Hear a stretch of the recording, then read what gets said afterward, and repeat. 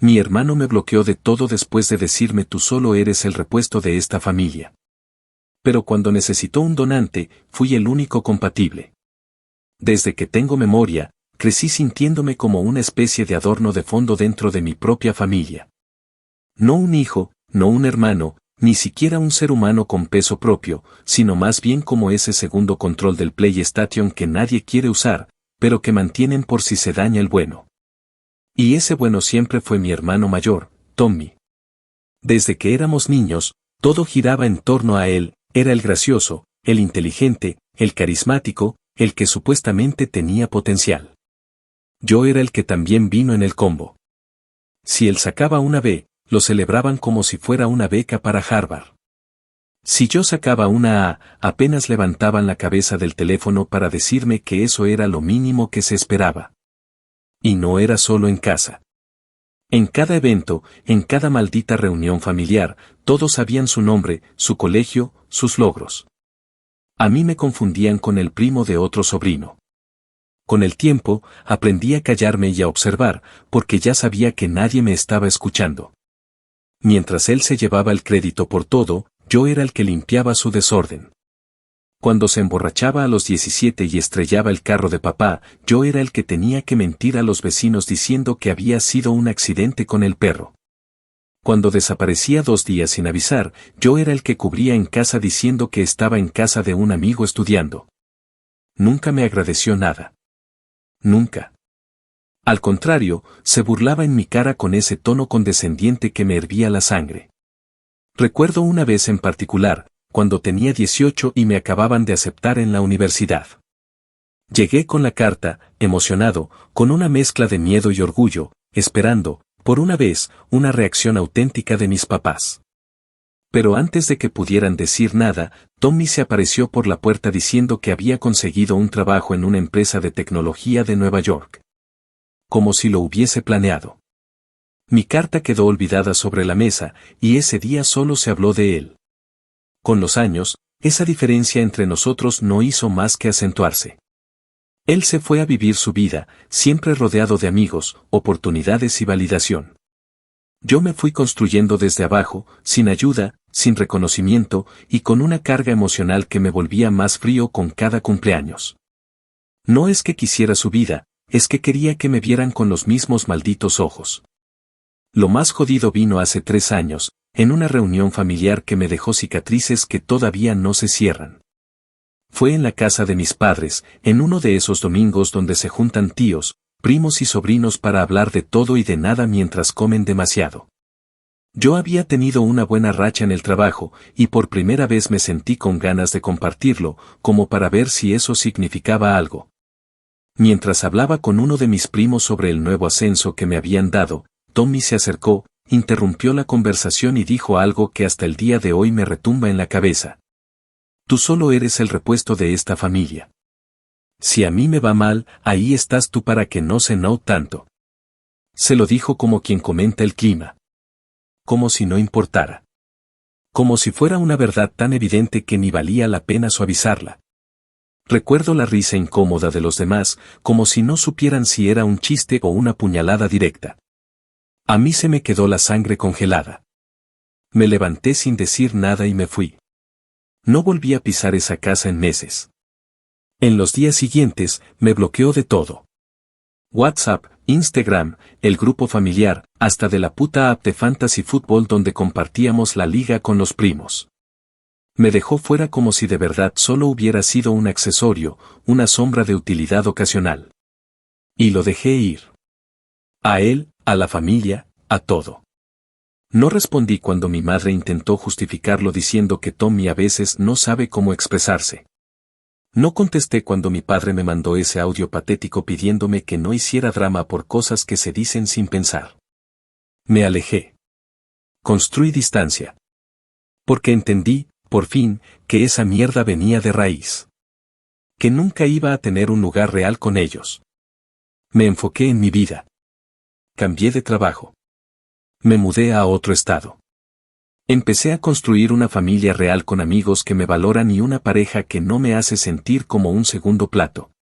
Me reconecté conmigo mismo, con lo que valgo. Dejé de esperar nada de ellos. Pero el mundo da vueltas, y lo que nunca imaginé es que el mismo hermano que me borró de su vida sería el que un día iba a necesitar que yo le salvara la suya. Literalmente. Resulta que hace poco me contactó un médico de su hospital. Tommy está en lista de espera por un trasplante de riñón. Y no solo eso, de toda la familia, soy el único compatible. No un primo, no un tío, no un desconocido. Yo. El repuesto. El que él desechó sin dudar. Apenas escuché la noticia, una mezcla venenosa de emociones me golpeó en el pecho. Primero sorpresa, luego rabia, y después, una calma enfermiza. Porque ahora soy yo quien tiene el poder. Porque ahora puedo decidir si ese cabrón sigue respirando o si finalmente siente lo que es estar del otro lado, rogando por algo, y recibiendo solo silencio. Esto no es solo una historia de salud, es una historia de deuda. Y yo cobro caro.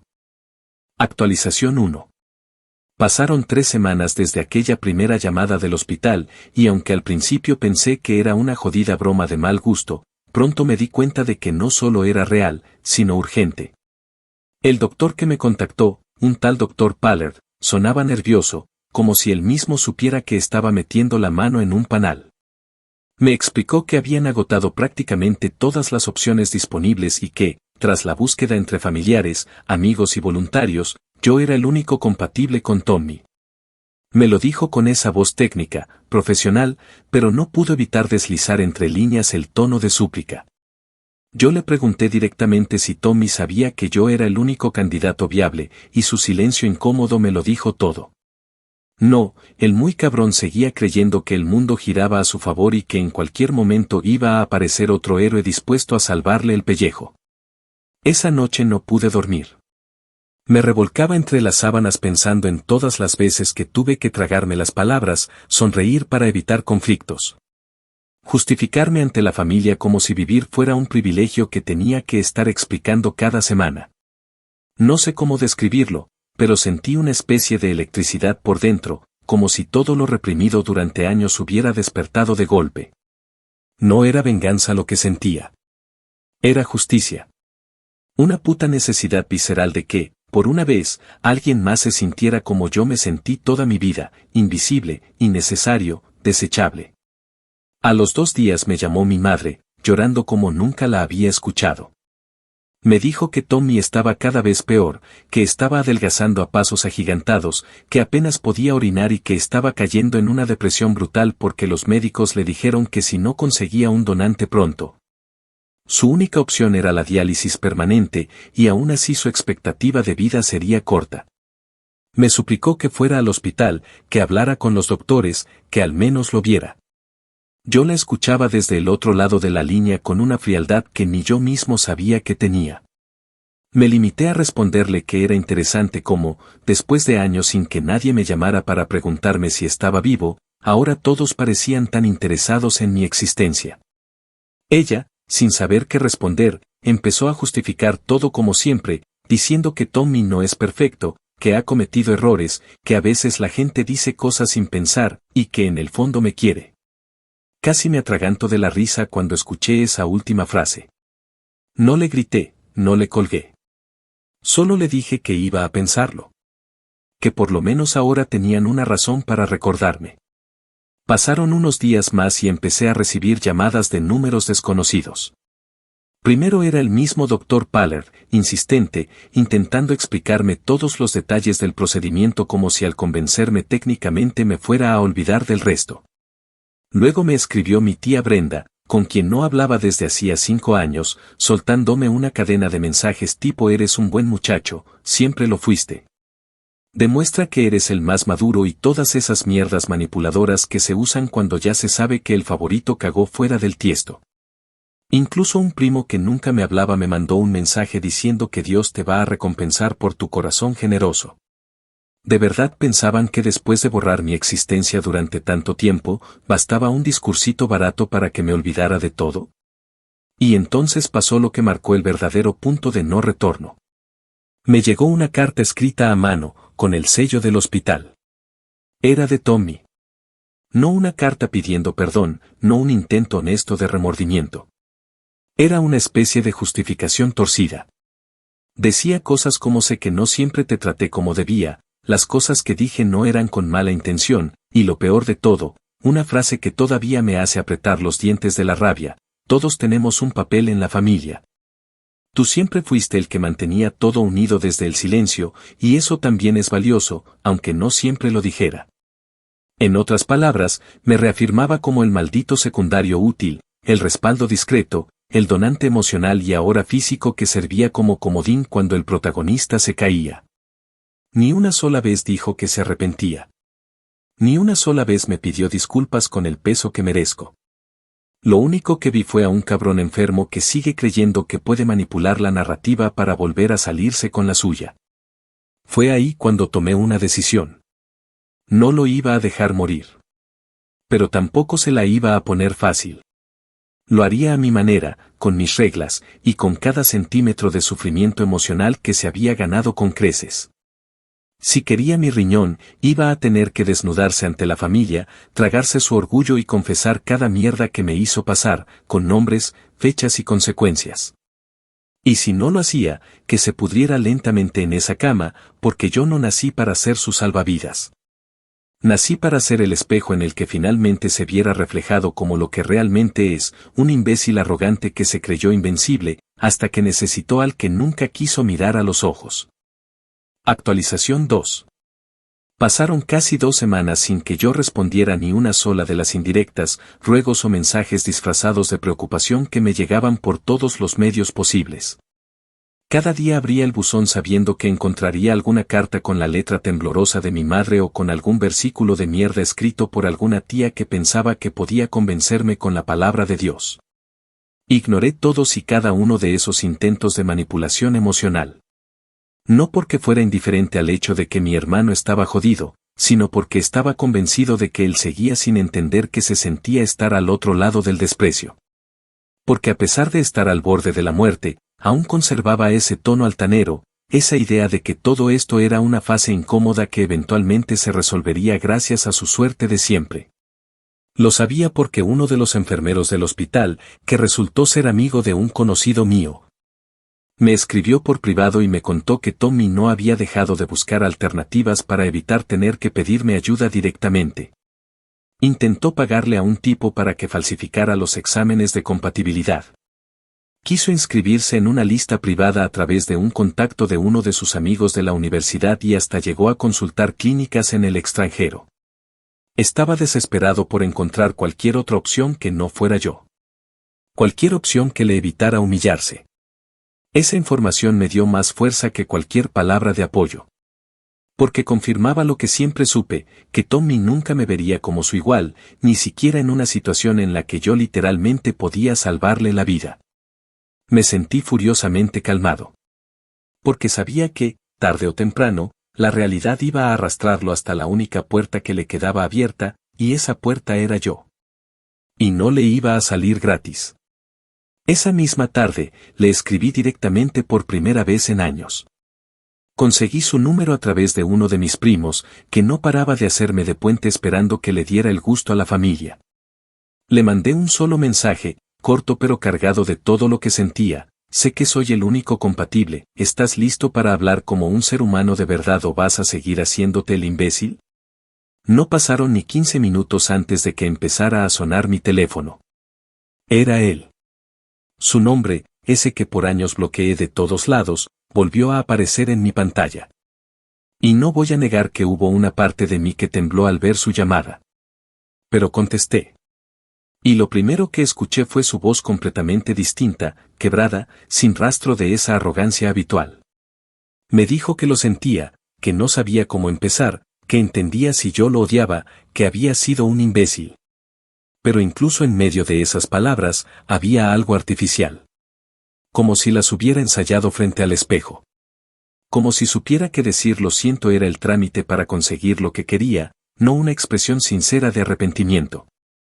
Le dejé hablar, no lo interrumpí. Lo dejé exponer su teatro completo. Cuando terminó, me quedé en silencio unos segundos y luego le dije: no estoy interesado en tus disculpas de cartón.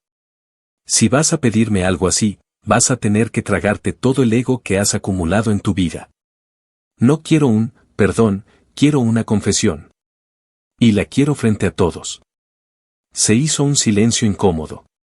Luego me preguntó qué quería decir con eso. Le expliqué que, si de verdad quería que yo considerara donarle mi riñón, tendría que reunir a toda la familia, en una videollamada o en persona, y leer en voz alta una declaración que yo mismo redactaría. Una confesión punto por punto de todas las veces que me humilló, que me trató como un reemplazo, que me invisibilizó, que me hizo sentir como un cero a la izquierda.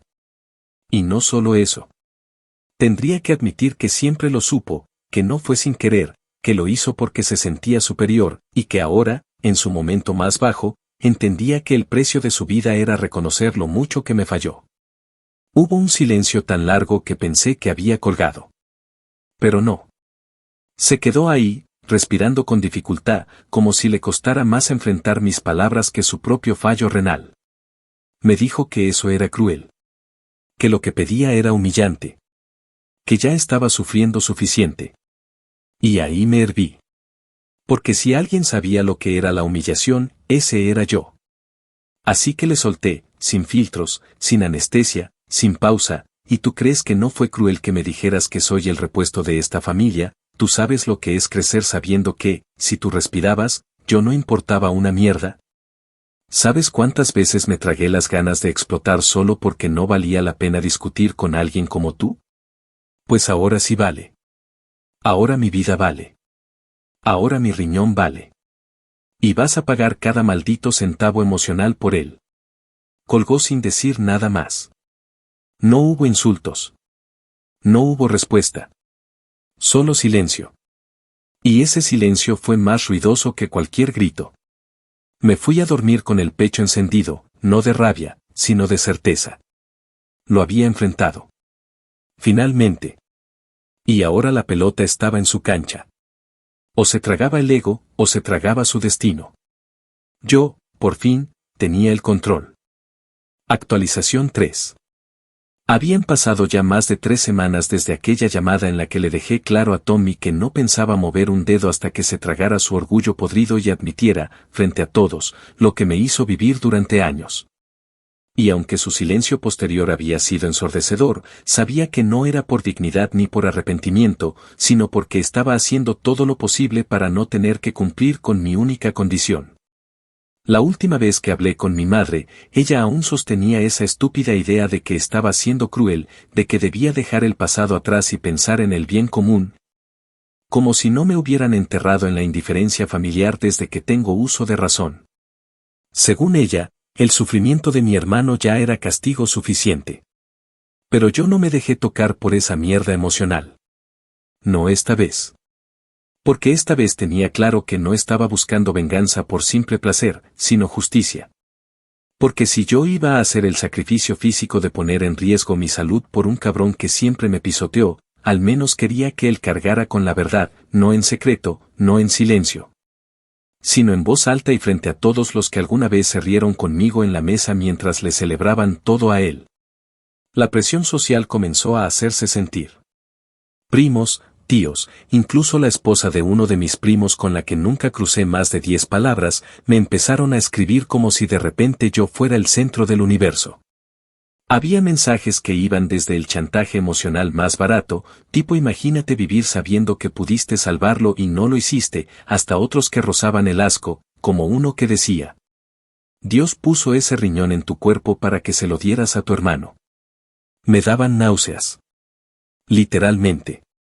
Me levantaba por las mañanas y encontraba en mi celular cadenas de WhatsApp con rezos, fotos de Tommy en bata de hospital, textos pidiendo oración por un guerrero que está luchando por su vida como si fuera un mártir. Lo más irónico es que en ninguna de esas cadenas aparecía mi nombre. Ni una sola vez mencionaban que el donante que podía salvarle la vida era el mismo al que siempre ignoraron. Me di cuenta, entonces, de que incluso en su enfermedad, el hijo favorito seguía ocupando el centro del escenario. Fue en ese estado de saturación emocional que una tarde recibí una llamada inesperada de alguien del hospital. Era una enfermera, se llamaba Lucinda, y me dijo que Tommy había aceptado tener una conversación en persona conmigo. Al parecer, Por fin había entendido que no tenía más salida, que los caminos se le cerraban y que era yo o nadie. Acepté ir, pero con condiciones. Le pedí a Lucinda que la reunión se hiciera en una sala neutral, sin presencia de nuestra madre ni de nadie de la familia. No quería testigos aduladores ni llantos falsos de los que siempre se pusieron de su lado. Solo quería mirar a ese cabrón a los ojos y ver si era capaz de sostener la mirada. Cuando llegué al hospital, me acompañaron hasta una sala de terapia que usaban para reuniones privadas. Tommy ya estaba ahí. Se le notaba más delgado, demacrado, con ojeras marcadas y una expresión que oscilaba entre el orgullo herido y la desesperación total. Lo vi irónicamente, no sentí lástima. Sentí la misma rabia contenida de siempre, pero esta vez mezclada con la calma de saber que él necesitaba algo que solo yo podía darle. Se quedó callado unos segundos, evitó mirarme, y luego empezó a hablar, como si la conversación hubiera comenzado desde antes de que yo entrara. Me soltó un discurso ensayado, lleno de frases genéricas como sé que no fui el mejor hermano, me arrepiento de muchas cosas, he cambiado. Lo dejé hablar, sin interrumpir, como si estuviera viendo una mala película con guión predecible. Pero cuando terminó, no aplaudí, no lloré, no respondí con un abrazo.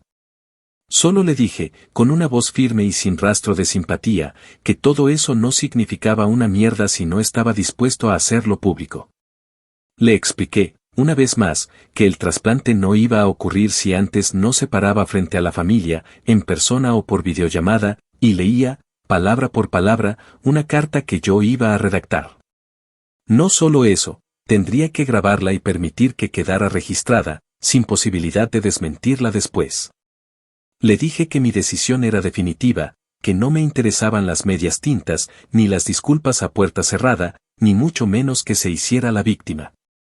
Le recordé que él me convirtió en una sombra y que ahora, si quería vivir, tenía que mirar de frente a esa sombra y darle su lugar. Su reacción fue la que esperaba. Me dijo que era una humillación, que le estaba pidiendo algo inhumano, que ni siquiera los presos hacían ese tipo de confesiones. Me reí en su cara. Literalmente. Le dije que él había tenido toda una vida para actuar como un ser humano decente y que ahora no tenía derecho a exigir dignidad cuando a mí nunca me dio ni un gramo. Que lo inhumano fue crecer viéndome como un backup, como un repuesto, como un plan B. Que esto no era una venganza. Era una factura. Y que si no la quería pagar, entonces que se fuera preparando para ver cómo su cuerpo se apaga sin el único riñón que le podía salvar la vida. Cuando me fui, lo dejé solo, mirando al suelo, derrotado pero todavía atado a su puta soberbia. No sabía si iba a aceptar. No sabía si se atrevería a arrastrarse como me obligó a mí durante toda una vida. Pero una cosa sí sabía, esta vez, él no tenía el control. Y no importaba cuántas veces intentara negociar o suavizar la jugada, la única moneda válida en esta historia era su jodido ego, y yo iba a cobrarlo hasta el último centavo. Actualización 4. Casi un mes después de aquella reunión en el hospital, cuando ya comenzaba a creer que mi hermano jamás tendría los cojones suficientes para enfrentar lo que le estaba pidiendo. Me llegó una notificación de correo con el asunto declaración familiar, versión para revisión.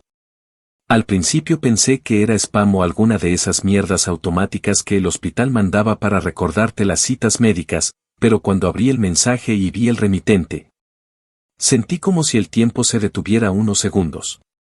Era Tommy. Y adjunto venía un archivo de Word con una nota escueta que decía, corrígeme lo que quieras, pero esto es lo que puedo decir. No sé cómo describir la mezcla de sorpresa, morbo y sed de justicia que sentí en ese momento. Abrí el archivo, sin muchas expectativas, creyendo que lo más probable era que hubiera escrito una disculpa tibia para salir del paso. Pero a medida que fui leyendo, me fui dando cuenta de que, aunque el tono era jodidamente controlado, había partes donde se le notaba el trago amargo de tener que poner en palabras su propia mierda. En su texto, Tommy reconocía punto por punto varias de las cosas que le exigí, que desde pequeño se le había sido tratado como el centro de atención de la familia, que siempre me vio como una especie de segundo lugar, que nunca me defendió cuando otros se burlaban de mí, que incluso llegó a sentir satisfacción por minimizarme porque eso reforzaba su estatus como el preferido. En un párrafo en particular, escribió que había sido un hermano de mierda y que durante años creyó que mi silencio significaba aceptación, cuando en realidad era resistencia. Admitió que su desprecio no era inconsciente, sino un reflejo de su propia inseguridad. Dijo, textualmente, que no había mayor acto de cobardía que necesitarme para vivir después de haberme hecho sentir innecesario por tanto tiempo. Y aunque una parte de mí quería encontrar algún hueco en el discurso para poder decir que aún no era suficiente, otra parte sabía que, viniendo de él, eso era lo más cerca que jamás iba a estar de escupir la verdad. Le respondí esa misma noche. Le corregí algunas cosas. No le suavicé nada. Le dije que si iba a leer esa carta frente a la familia, tenía que hacerlo con cada palabra exacta como yo la había editado. No podía cambiar ni una coma. Además, agregué un par de puntos que él había omitido convenientemente, uno sobre aquella vez en que me empujó frente a sus amigos por reírme de su corte de pelo, haciéndome caer de bruces solo para hacer reír a los demás. Y otro sobre el cumpleaños número 16 donde me obligó a cederle mis regalos porque, según él, yo no necesitaba tantas cosas y su novia le había dado un regalo pobre. Le dije que si no incluía eso, el trato se cancelaba. No me respondió de inmediato. Pasaron 3 días enteros hasta que, de pronto, recibí otro mensaje: está bien. Lo haré. Dime cuándo. Coordiné la videollamada con tiempo, asegurándome de que estuvieran presentes todos los que alguna vez habían sido cómplices del favoritismo, la indiferencia o la burla. Mis padres, mis tíos, mis primos, incluso los que siempre fingían neutralidad pero jamás me defendieron. Nadie supo el motivo real del encuentro, solo se les dijo que era importante. Cuando comenzó la llamada, yo me mantuve en silencio. Aparecí con el micrófono apagado, observando sus rostros con una mezcla de desprecio y distancia emocional. Vi a mi madre en su silla del comedor, con esa expresión de confusión vestida de falsa preocupación, a mi padre con los brazos cruzados, como si esto fuera una pérdida de tiempo, y a los demás esperando algún tipo de anuncio. Fue entonces cuando Tommy apareció en cámara, más flaco que nunca, con los ojos hundidos y la voz quebrada, pero sin rastro de sarcasmo ni ese aire altanero que siempre lo acompañaba. Tenía la carta impresa en sus manos. Comenzó a leerla, palabra por palabra. Cada línea era una bomba de tiempo soltada sobre la mesa. Cuando llegó a la parte donde admitía haberme tratado como un objeto útil pero descartable, mi madre soltó un «Tommy, no digas eso», en voz alta, pero él la ignoró. Continuó leyendo con el ritmo de quien sabe que lo único que le queda es cumplir. Mencionó los abusos emocionales, las veces que usó su posición de hermano mayor para hacerme sentir invisible, las ocasiones en que pidió que me dejaran fuera de reuniones familiares solo para no sentirse opacado. Y lo más fuerte fue cuando, casi al final, dijo: mi hermano es el único motivo por el que sigo con vida, y reconozco, con toda la vergüenza que me queda, que no merezco su ayuda. Pero si me la da, lo haré sabiendo que nunca podré borrar lo que le hice. Cuando terminó, el silencio en la videollamada fue sepulcral. Nadie dijo nada. Nadie sabía cómo reaccionar. Algunos desviaron la mirada. Otros apagaron sus cámaras. Mi madre se secó las lágrimas con una servilleta, pero no dijo una sola palabra. Yo, sin encender el micrófono, simplemente envié un mensaje al chat de la llamada: nos vemos en el hospital. Ya pueden dejar de fingir que no sabían. Y cerré la videollamada sin más. Esa noche me acosté por primera vez con la sensación de haber cobrado una deuda histórica. No sé si esa confesión lo redime. No sé si merece mi riñón. Pero lo que sí sé es que, por una vez en mi vida, todos escucharon la verdad desde su maldita boca. Y eso, más que cualquier operación, ya era una cura para mi alma. Actualización final. Han pasado ya 3 meses desde la cirugía y, aunque físicamente la recuperación ha sido un proceso lento pero progresivo, emocionalmente sigo navegando en un terreno que no se parece a ninguna etapa que haya vivido antes. A veces me levanto y me siento como una bomba de rabia apagada, con los restos del resentimiento aún recorriéndome el cuerpo como si se resistieran a abandonar su puesto. Otras veces, me descubro observando mi propia calma con una extrañeza que no termino de entender, como si parte de mí esperara que el dolor regresara de improviso. La verdad es que no hay justicia que borre por completo el historial emocional que uno carga desde la infancia, pero al menos ahora puedo decir que ya no lo cargo en silencio. Y eso, en sí mismo, es una forma de victoria. La operación fue técnicamente un éxito. Llegué al hospital con una mezcla de tensión acumulada y una decisión ya tomada. No me sentía un héroe. No me sentía una víctima. Tampoco un mártir. Era más bien como un ejecutor frío de una deuda pendiente. Cumplí con mi parte del trato, no por generosidad ni porque el lazo de sangre me pesara, sino porque sabía que con cada bisturí, con cada punto de sutura, lo estaba marcando de por vida. A partir de ese momento, cada vez que orinara, cada vez que se mirara en el espejo y viera que aún respira, sabría que su vida le pertenece a alguien a quien él nunca consideró un igual. A mí. El repuesto. El invisible. El que ahora tiene un pedazo menos en el cuerpo, pero un universo más de poder en el alma. Durante la recuperación, estuvimos en el mismo piso del hospital, aunque en habitaciones separadas. Los médicos nos sugirieron vernos al segundo día, cuando ambos estuvimos más estables. Accedí, no porque quisiera charlar ni tener un momento emotivo, sino porque quería ver su cara después de todo lo que había pasado. Cuando entré en su habitación, supe de inmediato que algo había cambiado. Me miró con una mezcla de miedo, respeto y culpa que jamás había visto en él. Ya no era el mismo idiota seguro de sí mismo que me empujaba a un lado para que lo aplaudieran.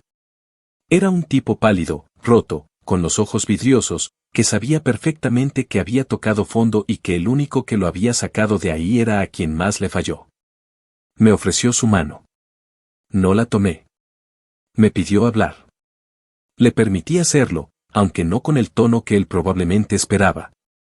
Me dijo que no podía prometer que cambiaría de la noche a la mañana, pero que la vergüenza de tener que leer esa carta frente a todos era algo que lo perseguía cada maldito día. Que ya no podía mirar a nuestra madre sin sentir el peso de la hipocresía familiar. Que se había dado cuenta de lo solos que nos habían dejado a los dos. Porque sí, él fue el favorito, pero también fue el único que nunca aprendió a pedir ayuda con dignidad. Yo, en cambio, crecí con la piel hecha a golpes, con la lengua contenida, con la capacidad de reconstruirme en silencio. Y ahora él estaba entendiendo que eso también era una forma de fuerza. Una que él jamás tuvo. No le respondí con palabras dulces. Le dije que me alegra que esté vivo, pero que eso no significa que todo esté perdonado.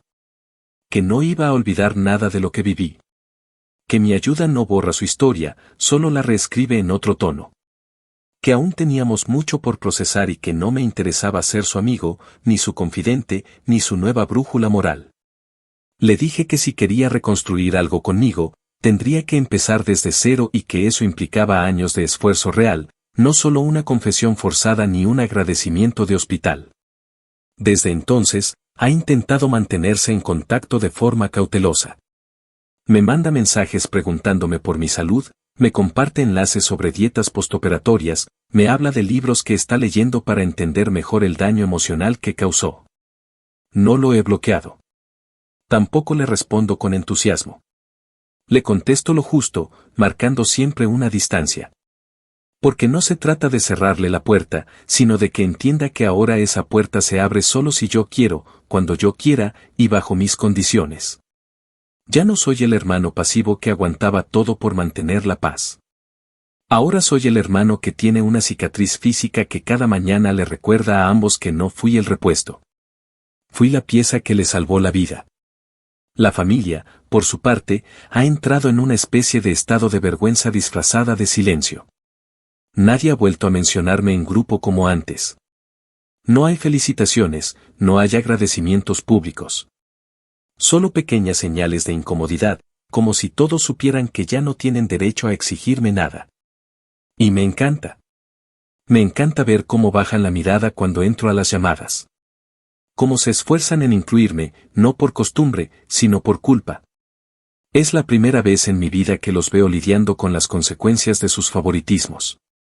No me interesa vengarme de cada uno, porque el castigo ya está en curso, ahora tienen que vivir sabiendo que todo lo que me ignoraron, lo tuvieron que oír de la boca del Hijo Dorado. Y eso, créanme, es más efectivo que cualquier grito. No sé qué pasará más adelante. No sé si algún día perdonaré de verdad. Pero lo que sí sé es que esta vez no me quedé callado. Esta vez no fui el segundo plano. Esta vez, hice que me vieran, que me escucharan, que me necesitaran. Y aunque me falta un riñón, tengo más integridad, más fuerza y más dignidad de la que jamás me reconocieron. Lo mejor de todo es que ahora, por fin, no necesito que lo hagan. Porque ahora sé quién carajo soy, y ellos también. Aunque les arda. Aunque les duela. Aunque tengan que recordarlo cada vez que lo vean a él caminando con mi puto riñón.